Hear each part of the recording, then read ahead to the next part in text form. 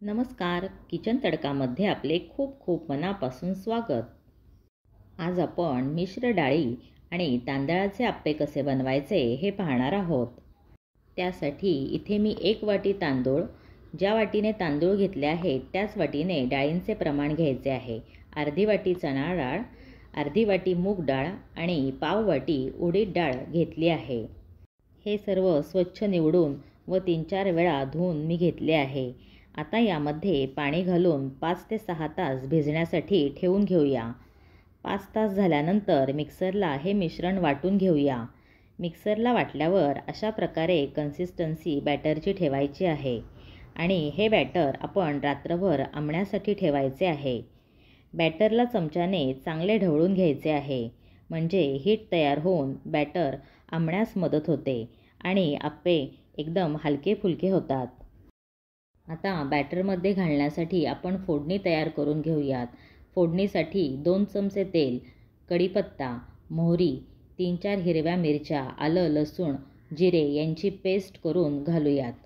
याला फोडणी न देता डायरेक्ट बॅटरमध्ये घातले तरी चालते, पण मी फोडणी देऊन घालते, त्यामुळे आप्प्यांना चवही छान येते. ही फोडणी आपण घालून घेऊया आणि मीठ घालून चांगले मिक्स करून घेऊया. आता आप्पे पात्रामध्ये 2 थेंब तेल टाकून घेऊया आणि आपण तयार केलेले बॅटर घालून घेऊया. वरून पुन्हा 2 थेंब तेल टाकून झाकण लावून घेऊया. 2 ते 3 मिनिटे झाकण ठेवून हे आप्पे भाजून घेऊया. 2-3 मिनिटांनी हे आप्पे झाकण उघडून पलटून घेऊया आणि आणखी 2 मिनिटे दुसऱ्या साईडने भाजून घेऊया. आता हे झालेले आप्पे आपण डिशमध्ये काढून घेऊया. आप्पे पात्राला पुन्हा तेल घालून बॅटर टाकून घेऊया. वरून पुन्हा 2 थेंब तेल घालून झाकण लावून 2-3 मिनिटे आप्पे भाजून घेऊया.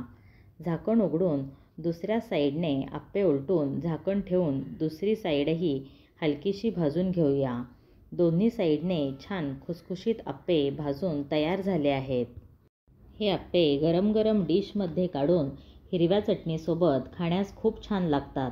अगदी कमी वेळात होणारा हा आपला नाश्त्याचा पदार्थ तुम्हाला कसा वाटला मला कमेंट बॉक्समध्ये अवश्य कळवा. व्हिडिओ आवडल्यास व्हिडिओला लाईक करा, आपल्या मित्रमैत्रिणींना शेअर करा. तसेच किचन तडका मराठी या आपल्या चॅनलला सबस्क्राईब करून बेल आयकॉनला नक्की प्रेस करा. पुन्हा भेटूया अशाच एका नवीन रेसिपीसोबत. तोपर्यंत धन्यवाद.